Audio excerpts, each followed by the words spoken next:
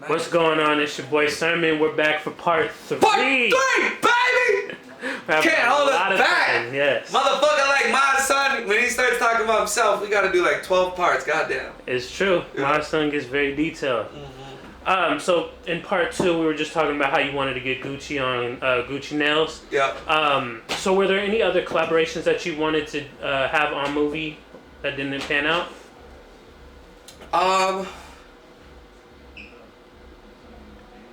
Well, you know, there's still people that I love to do songs with. I think me and Kalani would make a beautiful song.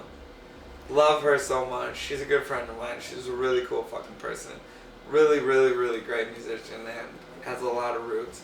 And then that was kind of, I guess, like one of the only people that I had like on the list of like who I wanted on this album, you know? Having Rich the Kid was like one of the things that, see, I don't like to like riddle my shit with features, you know? Right. I don't like to do that, but like Rich the Kid and DeJ Loaf, that was at like the top of my list because, you know, having a song with someone like Drum, like is amazing because me and Drum fit in the same. It's finally so nice to have someone else in this fucking boat with me, making like happy, fun fucking music. Like, not to say other people aren't. I'm just saying you obviously get when I say Drum and my son. It fits together. It just does. It just does. You get it. And so that was cool. I love doing stuff that makes sense.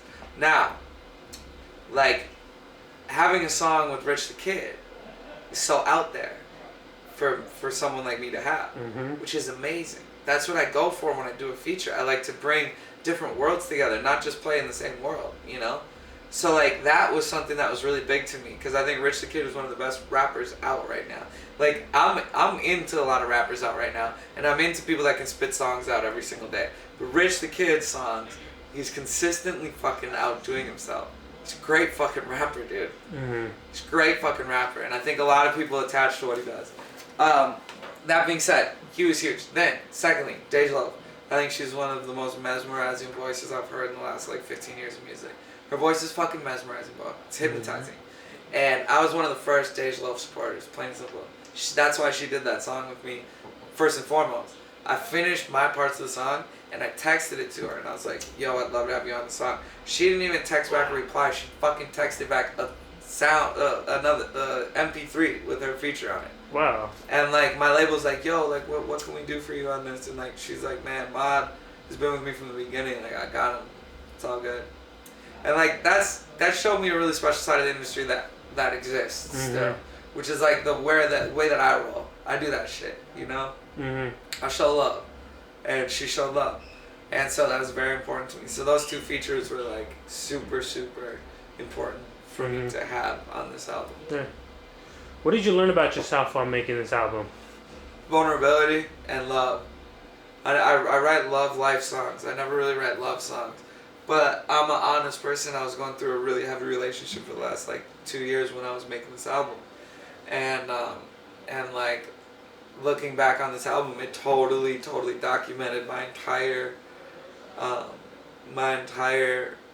like chronologically ordered relationship from the start to the finish, from where everything was good to where everything was fucking looking very dreary, and you have to find the beauty in it, the end to start again. And like, it's a perfect album for someone going through a breakup, or someone getting over a breakup, or someone falling in love. So I feel like I hit that on the head, while also tying in, of course, like my message of like being positive. But it's just like growing as a person. Like, if you want like new results, you have to try different things. And like, I can't just be the type of person who's gonna make the same songs over and over. I know what I've done. I know what I've started with my career, where I started, you know?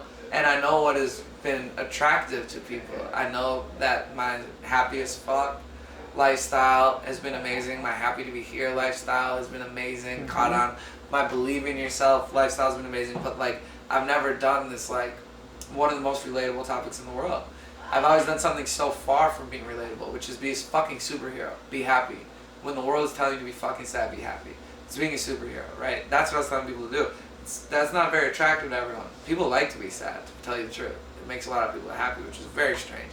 It is. But moving forward, like, everyone knows what love is. Everyone knows what a relationship is. Plain and simple. It's the most relatable thing in the world. And like I owe it to everyone to give my idea of what it's like to be in a relationship, because yeah, as much as I'm self-concerned and so, you know, slightly obsessed with myself and my legacy and what I want to do in this world, how I feel about myself, like they need to hear what it's like for me to be like them, in the way of like, yeah, I've been through a relationship, I've been through fucking hell and back, you know, been through shit with my family, been through shit with my friends, been through shit with my girl, all that, you know. And so they needed to hear that. And I'm blessed because there's no way that I would let the people that listen to me tell me what to do. But at the same time, there is a part of me that would feel awful if they stopped listening to me. You know? I would. And I'm very grateful that like they have been more receptive to this album than anything I've ever done. Because they're like, holy shit. Like, yeah, it's the whole Mod Sun idea of life is still there. But like, I fucking can listen to this song and feel like you're talking directly to me, you know? It's a huge component in music. And now you'll see that when I play live. I mean, these kids don't just know the hooks anymore. They know every word, every song. And that was something I was missing. I would play all my shows, and these kids would know all the hooks. And they go crazy for all the hooks. And I go into the verse, and they start just, you know, looking at me like I was all wide-eyed, speaking scripture or something to them. Whereas now they fucking sing every fucking word back to me. And I wanted that. Was that something that you, like during the creative process, you were thinking about in the back of your mind? Like, I want an album that sounds good when I'm touring? Well, yes. In a way, I'm always thinking about the people that listen to me in terms of saying I owe them something. But like I just said, like I don't feel like I'll ever let them tell me what they want to do, because people tell me all the time, Stoner Girl is my favorite song. Well, I'm never going to make another fucking song like that, you know? Not like that exact song. I could make 100 songs talking about the girl of my dreams, you know? But it's not about that. It's about trying new things and doing this. So I don't let them tell me what to do, but I always think about them because I owe that to them, you know? They come out and fucking see me. They tell me that I've helped them. I want to continue helping them. Like, but in no way does this only serve them. It serves me. It's a constant form of therapy, you know? And I need therapy, bro. I make it look like I've got it all together because when I'm telling people that I have it all together, it's my therapy.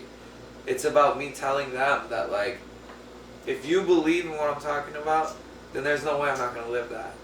So, like, I need them. I need them to believe that, Mod, you're doing the right thing. So then I can fucking continue being like, hell yeah, this is exactly what I'm meant to do. Because how many times do you feel discouraged when you feel great about what you're doing, but other people don't understand it? It's hard. It's a huge challenge because you know you're doing something good, you know? It's like taking care of someone getting off of drugs, right? You're doing something really good and noble, but you're surrounding yourself with someone who's fucking obviously, in a way, toxic for you because you have to take care of them and you're surrounding yourself with a lifestyle you don't want to be around. But at the same time, like, that feeling can totally be ignored by having the people out there be like, you're doing the right thing, you know?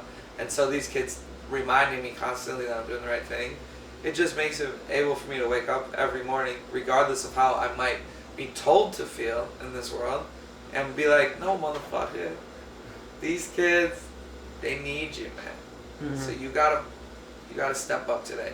And I instill that into them, too. It's not just me saying, like, I'm like, that's the point of my message. My point of my message is that, like, it's not about you being something, it's about you becoming something. It's about you understanding that, like, just because you don't naturally feel happy doesn't mean that it's wrong to force yourself to be happy.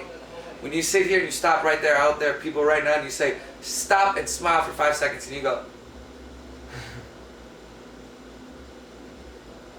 that undeniably feels better. So how are you going to tell me don't force yourself to be happy? That's garbage. So I am going to force myself to. And I am going to force myself to put on my superhero cape. Fuck yeah, that's what this life's about to me. It's a process. Absolutely, bro. Like anything in life. And absolutely. And the finish line might not even exist, bro. You know? It's a constant thing that I have to put on that cape every day, bro. And it feels good to do it. At the end of the day, I feel so fucking accomplished. But at the beginning of the day, yeah, sometimes I do need to be reminded. I do need to open up that Twitter and have these kids say, hey, man, I put on your music this morning. I'm having the best day of my life. Fuck yeah, me too, baby. Let's go. It's definitely, it helps with the positivity. So, switching gears, when is the world going to see a collaboration album between you and Blackbear? You guys are just amazing together. Yeah, good, man. I'm glad you say that because I feel that same way. He feels that same way. We've actually done a thing called Hotel Motel. If you go look that up on SoundCloud or Spotify, Hotel Motel, that's like this electro pop band that me and Bear worked on, which is like a baby of mine. Hotel Motel. I'm always gonna be making that music. But man, if you could see my computer, bro, I have 100 songs of me and Bear together. We have 10 albums already. And again, watching Bear make music is one of my favorite things to do. And Bear, I hope someone out there tells you to watch this interview because god damn it, I miss us working together so bad. Bro, I used to sit and I would just be in the studio and we used to live together, bro. And I'd just sit there and I'd just watch him make beats. And this kid does not second guess himself, period. He walks up to the computer, he doesn't even search for a sound. Whatever fucking sound is on, he's gonna make a song with it. And it's like watching the greatest artist paint a picture. It's so amazing. That is amazing. I love him. And I'm fucking worried about that kid too. Why are you worried about him? Cause me and him together are Sid and Johnny, bro. We're the Sex Pistols, man. We're fucking reckless, and when I'm not with him, I don't know what he's doing. Cause we're both crazy. And he's gone through a lot in the last. I don't even want to talk about it. It's hard for me to talk about it. No, I understand. I fucking love that kid! Love you, Bear. So, for the rest of 2017 into 2018, what's next for you? What do you got in the works? Well, I'm getting away for a little bit. A little vacation? Yeah, right. I went through a lot of shit before this tour started, and I'm at such a great place right now. But like, man, I was going through some shit, and fucking living in Hollywood is a lot, bro. I'm gonna fill up my cup and keep talking. Hold on. Living in Hollywood is a lot, bro. Let me tell you, man. It is not the move for some people, bro. I try my hardest to be in that spot, but it is crazy, bro. So I don't know where I'm gonna get away to. It might be Paris. It might be Hawaii. It's not gonna be going back to Minnesota. I know that. I'm not going back there. But I'm gonna go back to California, and I'm gonna hang out with my dog. And then I'm gonna find a place that I want to go. I'm gonna go there, and I've got a book that I'm about to release, my next book, which is a book of poetry, my second book of poetry, which is just fucking really great, bro. It's like a really great book of poetry. You've heard of it. You've heard some of that new shit, Cam. That new poetry, Tom. It's on fire. See? It's on fire. It's on fire. That's DJ Cam So Bennett. is that. Twist the camera real quick. I want him in there. Yeah, just get there. This is DJ Cam Bennett. He's from Minnesota. He's a young motherfucker. I swear to God, I got the most. I'll put everything on this cat. He gonna fucking do big stuff. No, so I got a new book coming out. I'm working on a project for my little brothers called The New Hippys. All right, which is Joey and the Birds. This cat named Austin Kane, and I'm working with this kid named Angel White, and I'm working with this kid named Forget Brennan. And all four of these kids are the fucking future, bro. Okay? It's like a unit that's built off of totally 4 different kinds of music. And they all do their own thing, but collectively they're called the New Hippys. And like they're playing tonight. It's their first sets out on this tour. And I'm producing all the music and shit. And except with the exception of Angel White. He writes his own shit on acoustic guitar. He's incredible. And it's really fucking fun to finally have, like, I've always wanted to have a clique, you know what I'm saying? And I never have I could have always, people love hanging out, bro, but like I always wanted to have like the dream clique, man. And like when I look at my dudes, it's like, I couldn't have painted a better picture. They're the coolest ever. So like Joey and the Birds project is up next. It's coming out very soon. You can go listen to it on soundcloud.com/newhippys, some of the new shit. HIPPYS, Hippys. Yeah, new book, their music, and I'm working on new music, but I'm really giving a chance for a miracle to happen with my album that's out right now. It's called Movie. So please go listen to Movie. But what type of miracle? Like up to this point, I myself and my team are in charge of a lot of like the wheels that turn with my success. And then that being said, obviously a lot of the success is in the hands of the people that listen and my friend base. Furthermore, though, looking for a miracle, I want something totally unexpected to fucking happen. And if I just release a new album or announce I'm dropping a new album or something like that, it could totally spike the chances of, or I'm sorry, could stop the chances of something like a miracle to take place. And that's what I really want. I want fucking Beautiful Problem to just make it to the fucking radio, man. I'm just gonna be blunt. Like, why not? Like, why the fuck not? I want Beautiful Problem to fucking hit radio, and I want it to just run up the charts.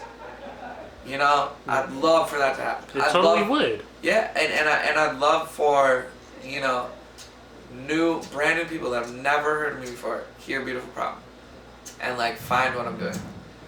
You know, I'm so grateful for what I have, obviously, and the friends that I have more than ever now, because all these videos I do and these kids that say these things, it's so special to me. And I'd love to usher in a whole new group of people that hear Beautiful Problem, you know, or You Are, something like that. So I want a miracle to happen, bro, and I'm gonna give it all the opportunities to happen, all the time it needs. But that being said, man, I'm having a fucking blast. So shit, I'm gonna be smiling, I'm gonna be dropping more stuff all the time. You know, art, books, clothing, my friend, all that shit. You know, one thing I won't drop is your call, man. Just hit me up. I got your back, alright? Okay, last question, or pretty much closing out. Do you have anything else that you want to say to the people? Yes, absolutely I do. Like my one message, because I know that a lot of you guys out there are as well chasing a dream, especially if you came across this interview because you already have interest in me. So I know that a lot of you guys are out there doing it. Man, all I want to do is be an influence for you guys to just keep following that voice in your head that says to believe in those dreams. Because if you don't give up, it's going to happen. I promise. The day you give up is the closest you ever were to it happening. And I'm pretty far into my career, my friends. And things are just starting to click for me right now, I feel like. And I feel like I really understand myself a lot better because the journey has taken a while. So don't get upset. Be patient out there. Don't jump the gun. Don't you give up on me, motherfucker. I believe in you. And then to close it out, like, thank you for letting me do this in my life, man. I feel like I'm making something of myself. And my mom is very proud of me. So, all out to you guys. Thank you, Ma. As always, it's a pleasure talking to you. And this was not some Illuminati or other sign. This was me going, fucking yeah, I love you. Alright? I fucking love you, man. Thumbs up.